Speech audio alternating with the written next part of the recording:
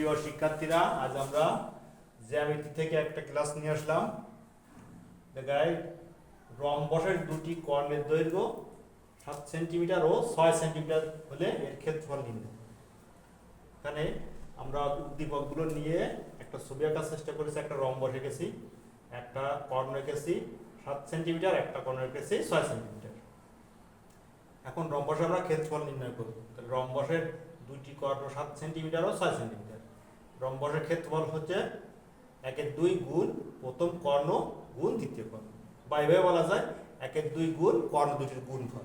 তাহলে 1/2 বসিয়েছি, প্রথম কর্ণ 7 সেন্টিমিটার বসিয়েছি, গুণ দ্বিতীয় কর্ণ 6 সেন্টিমিটার বসিয়েছি। এখন আমরা গুণ করব 1, 7 আর 6 গুণ করলে 42, আর নিচে থাকে 2, তাহলে 42/2 বর্গ সেন্টিমিটার। আর 42কে 2 দিয়ে ভাগ করলে 21 বর্গ সেন্টিমিটার হয়েছে। তো আশা করি তোমরা রম্বসের ক্ষেত্রফল সম্পর্কিত এই ধরনের অঙ্ক সবই করতে পারবে এখন থেকে। তো সবাইকে অনেক ধন্যবাদ।